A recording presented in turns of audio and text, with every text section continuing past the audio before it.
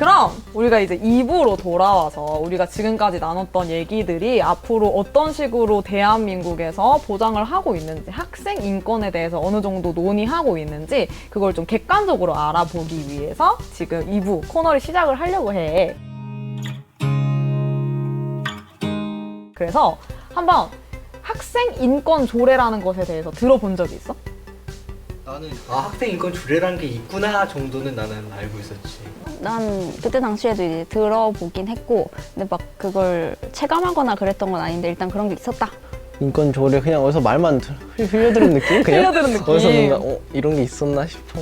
그래서 약간 간략하게 한번 소개를 해보자면 대한민국 학생 인권 조례라고 해서 학생의 인권이 약간 학교 교육 과정에서 실현이 될 수 있도록 함을 목적으로 하고 학생의 뭔가 존엄이라던가 가치, 자유와 권리를 보장하기 위해서 이게 제정이 되었다고 해. 여기에서 좀 특수한 거는 각 교육청들의 조례라는 건 거지. 그래서 지금 시행되고 있지 않은 곳에서는 대구광역시, 대전광역시, 경상북도가 있는 거고 고려 중인 곳이 있어. 고려 중인 거라는 건 아직 통과는 안 됐다라는 거겠지. 그래서 이렇게 좀 많이 있는데 그러면 우리가 실제로 어떤 내용들로 이루어지고 있는지 사실 볼 기회가 굉장히 많이 없다고 생각해. 제일 첫 번째로 통과가 되었던 경기 학생 인권 조례의 몇 개의 조항들을 가져와 봤어. 그래서 한번 보려고 해. 그래서 여기 한번 쓱 읽어보고 아 이렇게도 적어놓는구나 라고 하는 그런 것들이 있을까? 나는 일단은 제4절에 이제 제12조의 두 번째 거가 가장 나는 눈에 띄는데 사실 법이라는 게 되게 모호해, 추상적이야. 그래서 선생님들이 안전은 여기서 여기까지 의미로 해석하고 그 기준을 그냥 학생들한테 강요하는 것 같아. 예를 들면 지금 여기 2번째 보면 전체 학생을 대상으로 하는 일괄 검사는 하면 안 되잖아.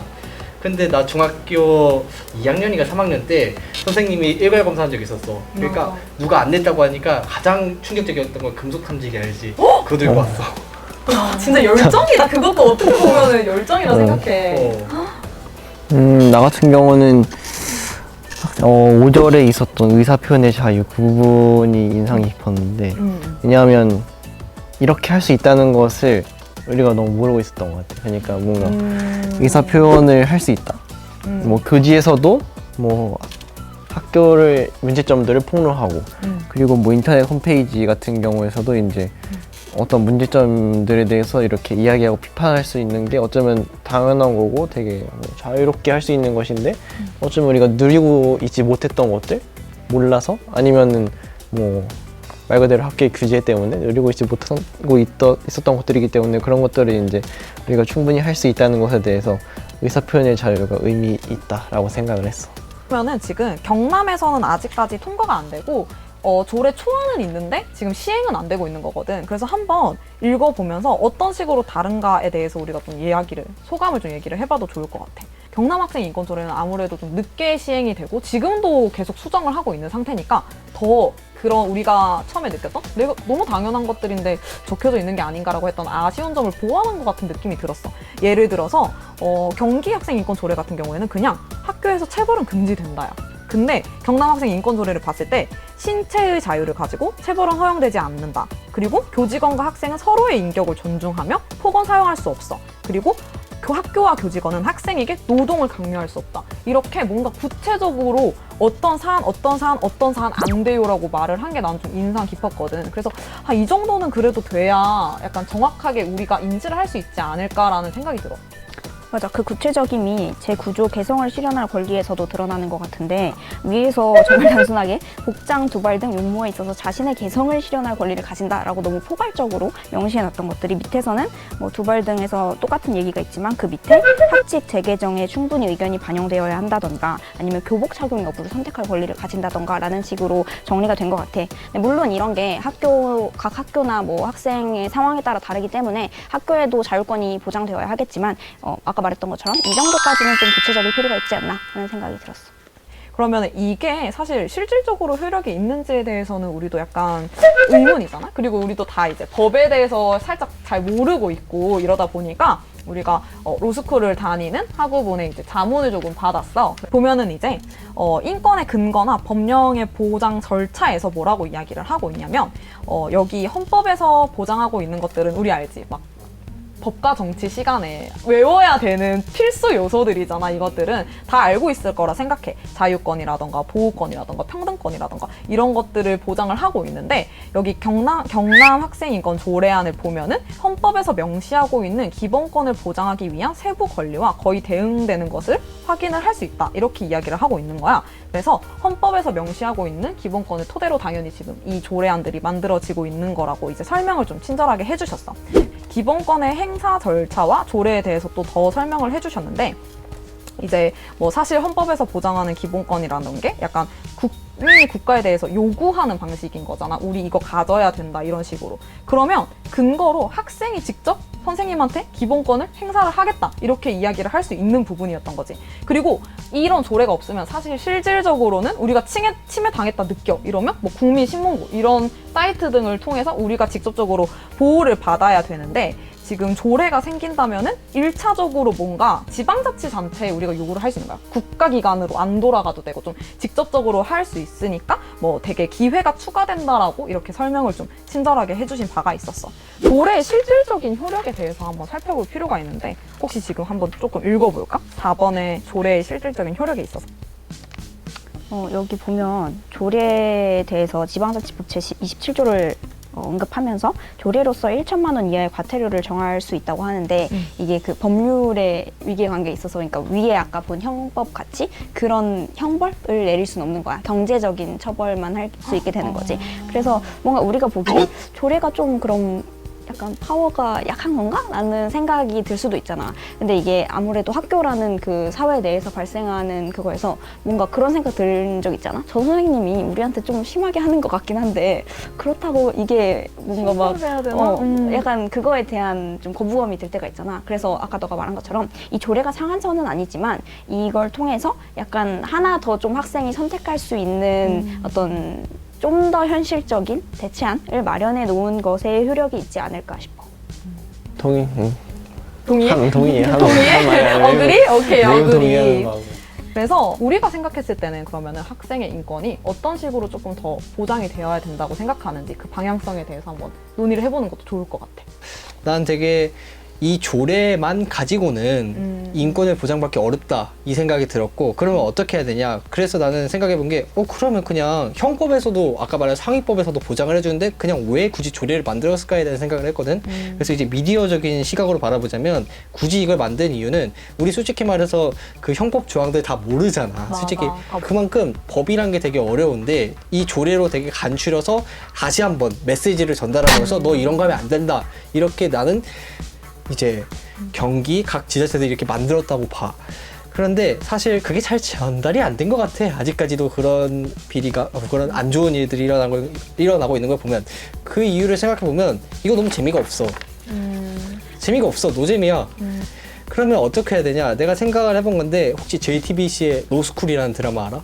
봤어. 그렇게 그런 예능적 요소, 그 드라마적 요소, 그러니까 엔터테인먼트적인 요소를 넣어서 그런 뭐 법정 드라마나 뭐 이런 인권, 학생 인권 조례를 바탕으로 한 뭐 엔터테인먼트 드라마 이런 게 좀 많이 만들어줬으면 좋겠다. 그래서 내가 어떤 권리를 가지고 있는지 정확하게 알고 내가 어떤 조항에 근거해서 선생님한테 부당하게 권리를 침해받았을 때 그 권리를 정당하게 다시 돌려받을 수 있는지를 드라마나 이런 것 통해서 좀 관심 가는 걸로 좀 전달했으면 좋겠다 이 생각이 들었어.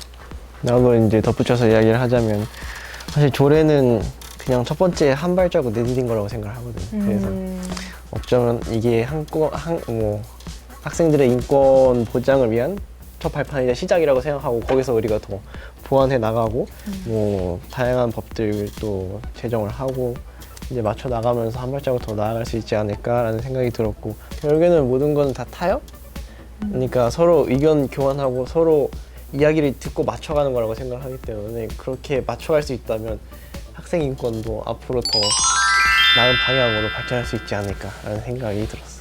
나는 좀 이제 추가적으로 말을 하자면 일단 학생들이 그러니까 내가 이런 권리를 알고 있어야 된다. 가지고 있는 걸 알고 있어야 된다 생각해. 그러니까 좀 정리를 해보자면 나는 학생으로서 혹은 사람으로서 이렇게 보장받을 권리를 가지고 있음을 알고 있어야 되고 알아야 한다고 생각해. 그리고 그거를 말하는 데 있어서 일말에 뭔가 죄책감 느끼는 것도 필요 없다 생각해. 말할 수 있다고 알고 있어야 된다 생각하고, 두 번째는 나의 권리가 중요하다고 해서 남의 권리가 중요하지 않은 게 아니야. 내 권리가 올라간다고 해서 선생님들의 권리가 내려가는 게 아니야. 그거는 좀 별개로 생각을 해줬으면 좋겠어. 마지막으로는 약간 법이라는 게 우리 약간 이런 얘기 하잖아. 진짜 최후의 수단으로 법을 쓴다 이런 얘기 되게 하잖아. 결국 법이 있기 전에는 대화가 제일 중요하다라고 생각해. 소통을 해야 된다라고 생각한단 말이야. 그래서 이런 법이 있고 법이 있어서 우리는 보장을 받을 수 있다라는 것도 너무 잘 알고 있지만, 그 이전에 이거를 토봐보기 전에 충분히 선생님과 학생, 그리고 학생과 학생끼리도 대화를 할 수 있는 시간들이 조금 더 많이 마련되어야 되고, 그런 사회 분위기도 좀 조성이 돼야 더 나은 학생 인권이 좀 보장이 되지 않을까라는 개인적인 생각이 들어. 수정이 말대로 약간 학생들이 그걸 스스로 알고 선생님과 약간 타협하고 대화하려는 시간이 많이 필요한 것 같은데, 그거를 좀 더 공식화해서는 학교에서 아까 우리 본 것 같이 학칙을 재개정할 때 학생들이 참여할 수 있잖아. 그거에 대해서 학생들이 충분히 알고 거기에 더 적극적으로 참여하려는 노력이 있다면 좀 더 아까 말한 것처럼 나은 학생 복지를, 학생 인권 보장을 위한 시도가 되지 않을까 싶어. 사실 발전은 당연한 걸 당연하지 않다고 여기는 거에서부터 시작한다고 생각을 하거든. 그래서 이제 기존의 선생님들이나 어른들이 당연하다고 생각했던 거를 그래도 그걸 부정하고 이런 조례를 만들었다는 사실 자체만으로도 난 되게 많은 발전을 했다고 생각을 해. 하지만 여전히 갈 길은 많다. 그러면 그 길을 누가 제시해 줄 수 있느냐? 내가 볼 때 그건 학생이거든. 왜냐면 그 고정관념을 깨주는 건 다른 사람의 역할이 좀 필요하긴 해.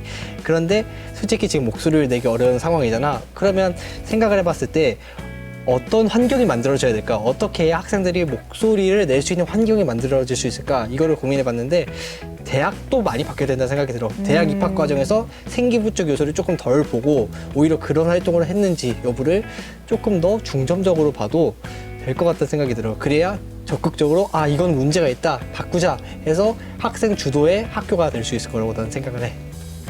내가 고등학교를 졸업한 후에 약간 그런 학생 인권이나 학생들이 어떻게 살고 있는지 환경에 대한 어떤 관심이 좀 떨어졌었던 것 같아. 근데 오늘 이걸 보면서 그거에 대해 다시 생각해보는, 내가 학생 때 이렇게 느꼈었지 뭐 이런 걸 생각해보는 기회가 될 수 있었던 것 같고, 나는 뭔가 그때 아쉬움이 많이 남거든. 좀 더 그런 활동을 할 걸, 좀 더 목소리를 높일 걸 하는 것들이 있으니까 학생들은 그 지금 할 수 있는 상황이잖아. 그래서 그런 것들을 많이 했으면 좋겠고, 그걸 위해 기현이가 얘기한 대로 그런 제도들도 뒷받침되어야 할 거고, 그리고 나는 이미 학교에서 나왔지만 사실 이런 것들이 결국 학생이라는 우리 사회를 구성하고 있는 일원이잖아. 그들의 인권을 보장하기 위한 한 발짝이란 점에서 결국은 우리 사회 전체의 발전을 위한 길이라고도 생각해. 그래서 이런 것들을 더 발전시킴으로써 우리 사회가 전반적으로도 더 나아갈 수 있었으면 좋겠다는 생각이 들었어.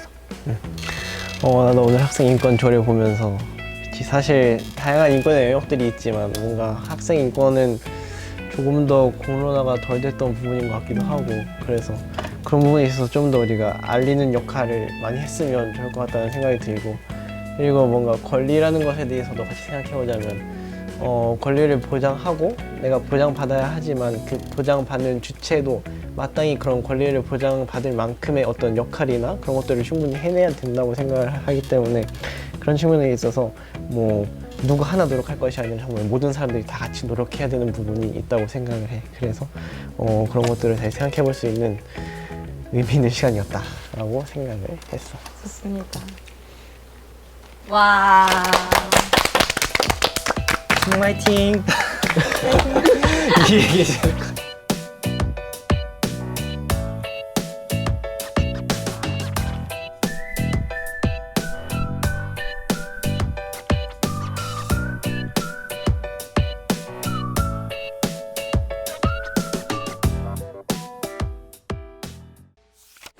(2022) 블러썸 청소년 영상제